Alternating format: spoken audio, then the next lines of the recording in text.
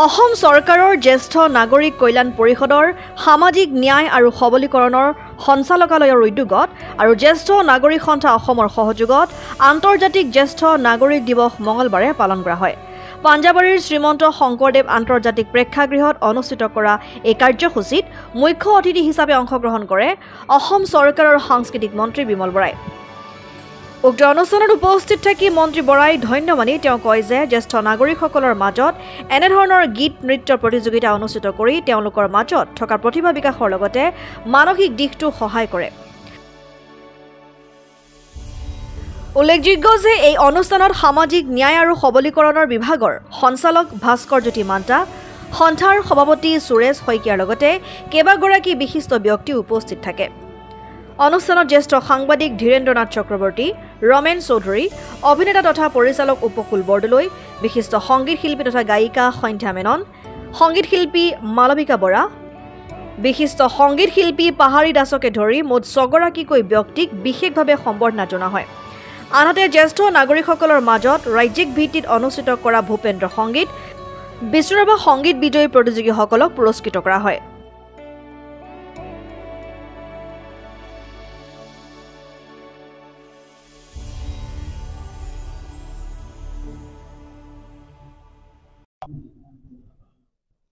আজি আন্তৰ্জাতিক জ্যেষ্ঠ নাগৰিক দিৱস। ইতিমধ্যে আমাৰ অসম চৰকাৰে যোৱা ২০২২ চনৰ পৰা চৰকাৰীভাৱে এই দিৱস পাতি আহিছে। এইবাৰো যিটো অনুষ্ঠান, এই অনুষ্ঠানটো সম্পূৰ্ণ এটা সুকীয়া অনুষ্ঠান আৰু তাৎপৰ্যপূৰ্ণ অনুষ্ঠান এইকাৰণে যে আমি যোৱা আজি ২ মাহৰ পৰা সাংস্কৃতিক সমাৰোহ পাতিছোঁ জ্যেষ্ঠ নাগৰিকৰ মাজত। তেওঁলোকৰ মাজত প্ৰতিযোগিতা পাতিছোঁ, সংগীত প্ৰতিযোগিতা আৰু একাংকিকা নাট প্ৰতিযোগিতা। আৰু জিলা পৰ্যায়ত আমি যোৱা ১৩ ছেপ্টেম্বৰৰ পৰা ২২ ছেপ্টেম্বৰৰ ভিতৰত আমি সমাপ্ত কৰিছোঁ। আৰু তাৰপিছত আমি তাত প্ৰথম, দ্বিতীয় আৰু তৃতীয় যিখিনি পুৰস্কাৰপ্ৰাপ্ত প্ৰতিযোগী তেওঁলোকে ৰাজ্যিক পৰ্যায়ত যোৱা ২৫, ২৬ আৰু ২৭ ছেপ্টেম্বৰত আমাৰ এই কলাক্ষেত্ৰতে যি ৰাজ্যিক পৰ্যায়ৰ প্ৰতিযোগিতা আৰম্ভ হৈছিল আৰু তাত তেওঁলোকে যোগদান কৰিছিল। আৰু তেওঁলোকৰ এই সংগীতৰ লগতে আমি একাংকিকা নাট প্ৰতিযোগিতা ৰাজ্যিক ভিত্তিত আমি অনুষ্ঠিত কৰিছিলোঁ।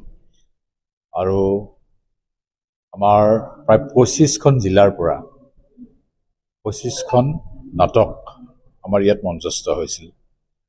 এইটো এটা যথেষ্ট গুৰুত্বপূৰ্ণ কথা। জ্যেষ্ঠ নাগৰিকসকল ৬০ বছৰ ঊৰ্ধৰ যিখিনি ব্যক্তি, এটা সময়ত হয়তো কলেজীয়া জীৱনত তেওঁলোকে নাটক কৰিছিল, গান গাইছিল, কিন্তু আজি ৫০ বছৰৰ পিছত, ৪০ বছৰৰ পিছত তেওঁলোকে আকৌ এখন মঞ্চ পালে।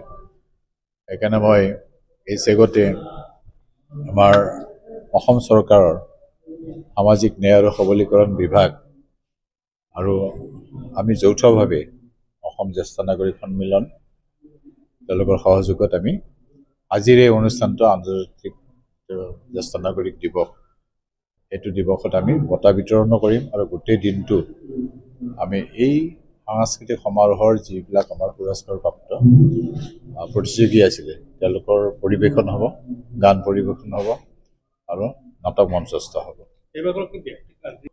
আমাৰ প্ৰথমগৰাকী আছিলে ধীৰেন্দ্ৰনাথ চক্ৰৱৰ্তী, যিগৰাকী ব্যক্তি বিশিষ্ট ব্যক্তি, বিশিষ্ট সাংবাদিক, কিন্তু জ্যেষ্ঠ নাগৰিক মানে সন্মিলন হিচাপে, এছ'চিয়েশ্যন হিচাপে তেওঁ প্ৰথমগৰাকী এজন ব্যক্তি অসমত যিয়ে জ্যেষ্ঠ ব্যক্তিসকলক একত্ৰিত কৰি এটা অনুষ্ঠান কৰিছিল।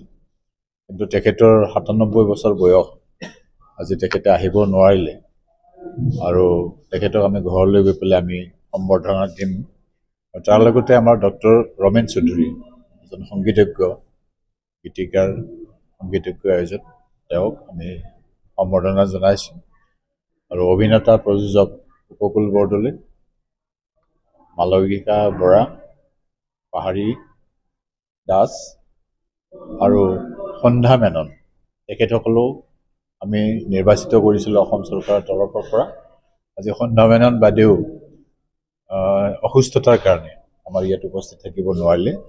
২গৰাকী ব্যক্তিকে আমি ঘৰলৈ গৈ আমি সম্বৰ্ধনা জনাম।